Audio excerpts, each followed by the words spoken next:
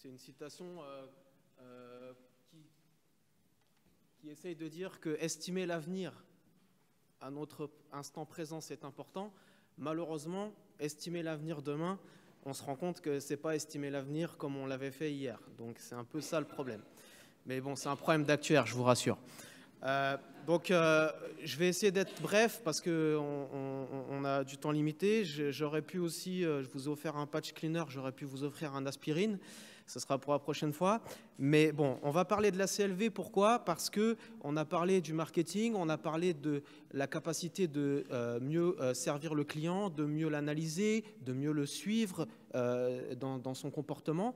Maintenant, le problème, c'est qu'à un moment donné, c'est comment on fait pour se repérer, comment on fait pour mesurer et décider, voire arbitrer. Donc, comme on dit chez nous, c'est dans les vieux pots qu'on fait souvent les meilleures confitures. Donc, je vais vous parler de la CLV parce que ça date pas d'hier, ça a été inventé, entre guillemets, fin des années 80, début des années 90, mais ça revient dans l'air du temps, dans le contexte actuel. Alors, je ne suis pas un geek, voilà. Donc, on va suivre le cheminement suivant. Je vais introduire en dressant un constat ce qui occasionne l'intérêt de la CLV. Ensuite, je vous présenterai de manière très sommaire ce que c'est que la CLV. Je suis très frustré parce que vous allez voir une formule mathématique. Mais derrière, j'essaierai de vous le présenter conceptuellement. Je vous préciserai ensuite quelles sont les conditions propices en assurance à calculer la CLV. Ensuite, on rentrera plus en détail de la CLV en assurance, ce que c'est, ses particularités, pour qui, pourquoi faire. On abordera très brièvement la mise en œuvre de la CLV parce qu'on n'a pas beaucoup de temps. Je conclurai et je vous informe d'ores et déjà qu'en annexe, je complète la notion de CLV avec la notion de valeur potentielle. Mais là, on n'aura pas le temps d'en parler. Et je vous donne un exemple basé sur un article académique réalisé dans le cadre de l'activité d'IBM par un des papes de la CLV, qui s'appelle M. Kumar, et qui explique comment une réallocation de budget marketing a été faite sur des critères de CLV pour générer plus de valeur pour le client et plus de chiffre d'affaires pour IBM.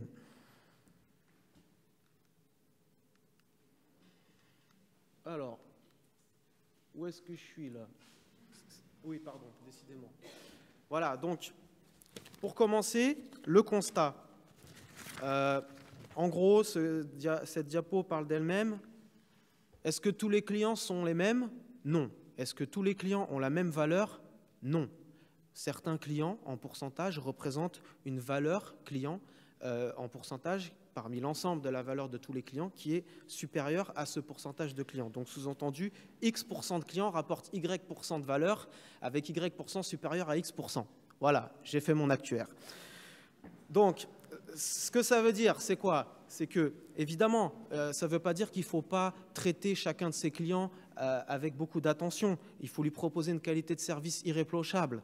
En revanche, l'organisme doit bien entendu prêter une attention particulière à ces X% de clients. Parce que c'est eux qui créent le plus de la valeur pour l'entreprise qui peut elle-même rétribuer le plus de valeur à l'ensemble des clients.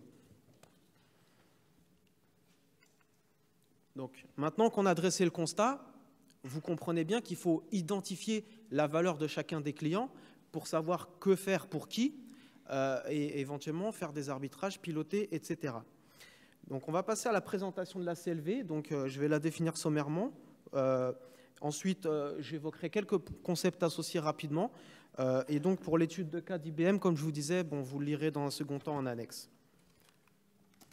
Donc, voilà la définition sommaire. Donc, je vais lire la définition littéraire. Après, il y a une définition mathématique à côté qui est très conceptuelle parce qu'en fait, il y a plein d'implémentations mathématiques possibles de la CLV. Mais pour les littéraires, on va dire que la CLV, c'est la somme actualisée probable de l'ensemble des flux financiers futurs induits par un client. Donc, on se place sous l'angle d'un client et on essaie d'appréhender l'ensemble des flux financiers qui vont découler de ce client. Flux financiers entrants ou sortants, bien sûr. Donc, en dessous, je vous ai mis un tableau qui est là pour représenter une matrice à double entrée entre les produits et le client dans ces phases de vie, simplement pour illustrer qu'effectivement, un client est souvent multi-équipé, mais pas à chaque moment de la vie, et que parfois il s'équipe sur des produits ponctuels, et parfois c'est des produits de longue durée, etc. etc. Donc c'était pour illustrer cette notion de projection dans le temps. Donc, maintenant que je vous ai décrit la CLV très sommairement, je vais essayer quand même d'expliquer à nouveau de manière littéraire ce que c'est que la valeur actuelle probable. Ceux qui ont fait des mathématiques financières savent ce que c'est. Par contre, ceux qui n'ont pas forcément eu l'occasion d'étudier ça ne leur parle pas trop. Donc, je vais vous expliquer sur la base de proverbes, entre guillemets, ce que c'est que la valeur actuelle, ce que c'est que la valeur actuelle, ce que c'est que la valeur probable, pardon, et donc ce que c'est que la valeur actuelle probable. Donc, quand on dit un tien vaut mieux qu'un tu l'auras, ça revient à dire que la valeur de 100 demain n'est pas 100 aujourd'hui. Effectivement, en règle générale, 100 demain vaut moins que 100 aujourd'hui. Au même titre que quand vous placez 100 aujourd'hui, vous attendez à avoir plus de 100 demain. Parce que si vous n'avez pas plus de 100 demain, vous préférez le consommer aujourd'hui. Donc, ça veut dire que la notion de valeur actuelle, ça vous amène à une valeur plus faible aujourd'hui de ce qui vaut 100 demain. Ça, c'est la première chose. La valeur probable, on pourrait le résumer par le fait qu'un tien vaut mieux que 2 tu l'auras peut-être. En effet, l'avenir n'est pas un scénario unique, donc il peut être bon ou mauvais. Et donc, pour estimer l'avenir moyen que l'avenir nous réserve, il ne faut pas appréhender un seul scénario et pas forcément le meilleur ou le moins bon. Il faut tous les prendre en compte pour aboutir à une estimation moyenne. Si je mélange les deux, on arrive à la valeur actuelle probable. Et ça pourrait donner quelque chose comme un tien vaut, tu en auras en moyenne 1,85 réparti en 4 versements sur 3 ans. Bon, évidemment, c'est un exemple. Ensuite, ça dépend j'ai envie de dire, des hypothèses, des paramètres, des calculs. Mais en gros, par contre, l'avantage, c'est qu'à un instant T, entre monsieur X et monsieur Z, monsieur X, on pourra dire c'est 1,85 et monsieur Z, par exemple, ça sera 2,5. Et c'est là que ça devient intéressant. Donc, l'autre aspect qui est en phase avec tout ce qu'on a pu décrire précédemment, c'est qu'on va parler du cycle de vie client. Il y a différentes étapes dans ce qui compose le parcours de vie du client vis-à-vis de notre organisme. Il y a la phase d'avant-vente, vente, après-vente, et puis si on la décompose, il y a la phase où on va cibler les prospects, il y a la phase où on va discuter, accompagner les prospects, il y a la phase où on va souscrire, il y a la phase où il va y avoir des sinistres, et d'ailleurs peut-être il y en a qui vont frauder, il va y avoir la phase où on va essayer de fidéliser nos clients, peut-être même qu'on va faire de la vente croisée, de la montée en gamme, peut-être même que notre client il va être prescripteur vis-à-vis de ses amis, mais peut-être qu'un jour, et surtout avec la loi Hamon, il va vouloir nous quitter pour aller chez la BPCE Assurance. Donc il s'agit de le refidéliser, parce qu'attention, il y en a qui vont préparer leurs âmes, il ne faut pas croire. Donc tout ça, c'est des éléments importants à prendre en compte quand on raisonne client et valeur client, parce que c'est toutes ces étapes-là qu'il faut appréhender. Donc maintenant qu'on a évoqué en 2 mots très brefs ce que c'est que la CLV, pourquoi il y a des conditions favorables à la CLV en assurance ? Parce que je vous ai dit que la CLV, c'est un calcul de valeur actuelle probable. Donc, quelque part, valeur actuelle probable, on appelle ça aussi calcul prospectif. La CLV, ça repose aussi sur la différenciation des clients pour les évaluer chacun à leur juste valeur. Donc, il y a un enjeu de segmentation. Il y a aussi un enjeu de gestion des risques. J'évoquais le risque de résiliation. Il faut l'appréhender comme tel. On est dans un univers incertain. Or, il s'avère que tout ça, c'est des choses qui se font déjà dans l'assurance. Si je vous donne l'exemple des calculs prospectifs, que ce soit les calculs d'embedded value, la gestion actif-passif, les calculs de Solvency II, les normes IFRS, la conception de produits et les études de rentabilité, la gestion des risques et à travers par exemple l'ORSA dans le cadre de Solvency II, c'est des choses qui se font. Alors ça se fait entre l'actuariat et le marketing souvent. On en revient à l'intérêt de pouvoir faire parler ces métiers entre eux.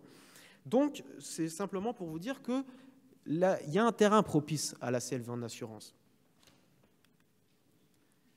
Donc maintenant que je vous ai expliqué quels sont les points qui peuvent être structurants pour faire de la CLV en assurance compte tenu des pratiques existantes, on va essayer de décrire ce que c'est que la CLV en assurance en des termes là aussi très brefs. Donc ce que c'est que la CLV en assurance, il faut déjà parler des particularités de l'assurance. Parce que la CLV en assurance, ce n'est pas la CLV chez Choupa Choups. Donc, la première particularité, et non des moindres, c'est qu'il y a un dilemme dans l'assurance. On est tous très frustrés D'ailleurs, c'est ce qui fait que les actuaires et les marketeurs ne se comprennent pas parfois. C'est que d'un côté, il y a l'enjeu de la personnalisation, de l'autre, il y a l'enjeu de la mutualisation. Donc, personnalisation, aujourd'hui, on nous dit qu'on peut faire une pub, un produit, un service pour chacun. Sauf que dans l'assurance, ce n'est pas possible. Pourquoi ? Parce que même avec une immensité de données et ce qu'on veut par ailleurs, il y a des modèles nouveaux qui vont apparaître. Mais la loi des grands nombres, ça date de très longtemps, je vous ai épargné le fait de vous mettre la définition, mais la loi des grands nombres, c'est une théorie statistique fondamentale pour la statistique. Donc, dans la loi des grands nombres, il y a grand nombre. Mais il y a aussi, ce qui n'est pas dit dans la loi des grands nombres, en termes de mots, il y a indépendance entre les gens et équidistribution en termes de probabilité. Donc, par rapport à ça, pour respecter la loi des grands nombres qui, comment dirais-je, est le sous-jacent de la mutualisation en assurance, on ne peut pas faire un produit par personne. Je vous le dis tout de suite, messieurs, dames les marketeurs, ça n'existe pas et je pense que ça n'existera jamais. Inversement, que ce soit pour les marketeurs mais aussi pour les actuaires, c'est impensable d'avoir un produit qui soit le même pour tout le monde. Ce n'est pas possible. Pourquoi ? Parce que la loi des grands nombres, certes, c'est les grands nombres, mais c'est aussi l'homogénéité des profils de risque et leur comportement indépendant les uns vis-à-vis des autres. Donc si on met tout et n'importe quoi ensemble, au final, ça donne tout et n'importe quoi. La loi des grands nombres ne peut pas bien fonctionner dans ce cas de figure. Donc, au final, oui, excusez-moi l'expression, on est un peu le cul entre deux chaises. En fait, on doit avoir une approche segmentée qui va consister à construire des sous-ensembles homogènes, aussi bien en termes de risque que de profil client, avec en contrepartie une distribution qui peut être assez hétérogène entre les sous-ensembles. Donc, essayer d'être le plus homogène dans chaque sous-ensemble, essayer d'être le plus hétérogène entre les sous-ensembles. Simplement, ce que je dis là, ce qu'il faut retenir, c'est que donc il y a des caractéristiques des clients au niveau du risque qui ne sont pas individuelles, qui sont basées sur le segment de risque en question homogène. L'autre aspect, c'est ce qu'a dit Yannick tout à l'heure, c'est le cycle économique inversé. On a de la chance en assurance. On fait d'abord rentrer l'argent avant de le dépenser. Le problème, c'est qu'on fait d'abord rentrer de l'argent et de le dépenser, mais on ne sait pas exactement ce que ça va nous coûter. Donc, on doit d'abord donner un prix et ensuite constater ce que ça nous coûte. Et donc, au final, constater les profits qu'on fait. L'avantage, quand même, c'est qu'on a une autre source de profit du fait qu'on fait d'abord rentrer l'argent, c'est qu'on peut faire des produits financiers. Bon, vous allez me dire, aujourd'hui, je ne vois pas trop ce qu'on peut faire comme produit financier compte tenu de la situation financière, mais en théorie, on peut faire des produits financiers. Donc, ça rajoute de la valeur qu'il faut quand même prendre en compte. La contrepartie de tout ça, c'est qu'un assureur, il a d'autres contraintes. C'est qu'il doit avoir des fonds propres suffisants pour satisfaire des exigences de solvabilité. Donc, ça veut dire qu'un assureur, pour pouvoir faire entrer de l'argent, il faut qu'il ait des sous-sous dans la poche.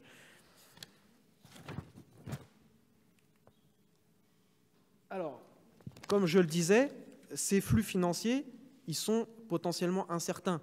Ce n'est pas l'exclusivité de l'assurance, mais quand même, je rappelle que l'assurance, c'est un transfert de risque. Donc, il y a une part d'incertitude dans les flux financiers dans l'assurance qui est peut-être plus grande que dans les autres activités.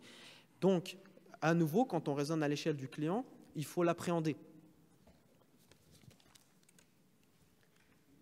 Une autre contrariété, ou en tout cas une autre particularité, c'est qu'en assurance, c'est ce qu'a dit Yannick tout à l'heure aussi, il y a des contraintes réglementaires qui font que même si on voulait voir le client à 360 degrés sans aucun souci, c'est pas facile. Pourquoi ? Parce que vous savez très bien que les compagnies d'assurance vie et d'assurance non-vie doivent avoir une structure juridique séparée, des fonds propres distincts, et que ce soit uniquement pour des raisons historiques ou pour des contraintes d'actualité, parfois certains pans du fonctionnement de l'entreprise, pour ne pas dire certaines directions, qui sont distinctes.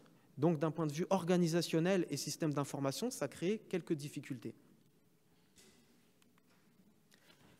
Et enfin, last but not least, évidemment, la diversité et la complexité des produits d'assurance font qu'il faut appréhender l'estimation de la Customer Lifetime Value en assurance d'une manière peut-être proportionnée, différente, mesurée par rapport à ce qu'on ferait dans une autre industrie.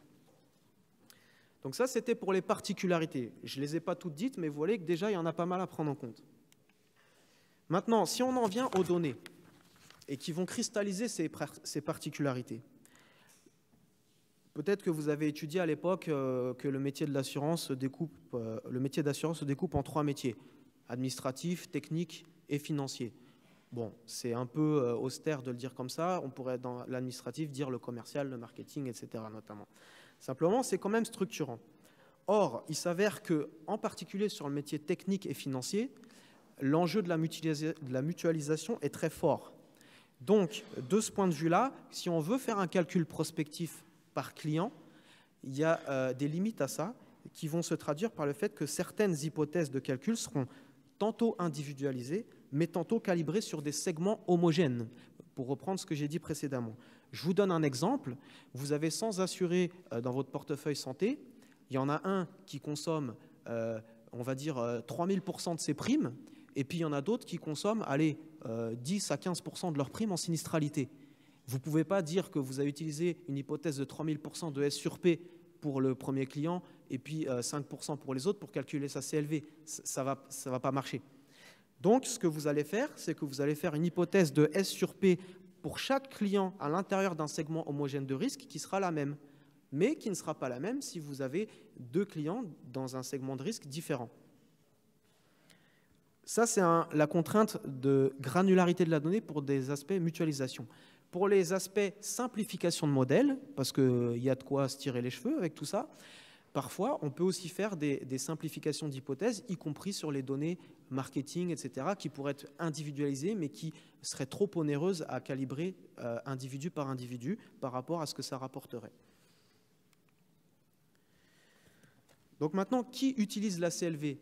Alors déjà, sur la partie de droite, je vous ai donné un exemple, à savoir que ce n'est pas forcément que les assureurs qui peuvent utiliser la CLV. C'est aussi les distributeurs, voire les délégataires. Un distributeur, s'il n'est pas responsabilisé sur le portage du risque, lui, il s'en moque de savoir quel est le S sur P. Lui, ce qu'il veut, c'est avoir des clients convertis, des prospects les plus convertis possibles et qui soient les plus fidèles possibles dans le temps. Par contre, l'assureur, lui, il ne peut pas se contenter de ça. Lui, il a besoin de suivre sa sinistralité. Donc déjà, ça dépend de l'entreprise. Ensuite, ça dépend dans l'entreprise de qui va s'en servir, pourquoi. Donc, qui va s'en servir? Ça peut être bien sûr la direction, pour faire du pilotage, faire des choix stratégiques, parce que le client est et doit être au cœur de l'entreprise, donc la valeur client aussi. Ça peut être bien sûr le marketing, ça peut aussi être l'actuariat. Aujourd'hui, le risque de résiliation qui va peut-être augmenter avec la loi Hamon, c'est quelque chose à suivre de près par les actuaires.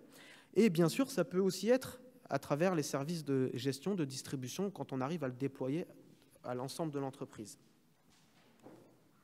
Quelques exemples de ce à quoi peut servir la CLV, justement. Je ne vais pas tous vous les citer, j'ai fait un peu en mode BD, au lieu de faire des formules. Donc, par exemple, quand on a une CLV qui est très déployée dans l'entreprise, pour 2 clients qui n'ont pas la même valeur, bien sûr, il faut les traiter chacun très bien, mais il y en a peut-être un qu'il faut traiter encore mieux. Et par exemple, s'il appelle au téléphone, peut-être que ça peut être l'occasion de lui permettre d'accéder à une file de traitement d'appel plus rapide parce qu'il en vaut la peine. Voilà, on rappelle le slogan de L'Oréal qui dit « parce que vous le valez bien ». Voilà, c'est un peu ça l'idée. Ça peut être aussi, comme le disait M. Douzami ce matin, une optimisation des coûts d'acquisition en ciblant les prospects, en évaluant la valeur client potentielle de ces prospects. Ça peut aussi être en termes de politique de refidélisation, justement, pour les clients qui ont une valeur tangible et d'autre part pour qui on a identifié un risque de résiliation assez fort, de dédier un budget refidélisation sur ces gens-là parce qu'ils en valent la peine. Inversement, les clients qui n'ont pas vraiment de risque de résiliation tout en ayant de la valeur, ce n'est pas la peine d'investir sur cet aspect.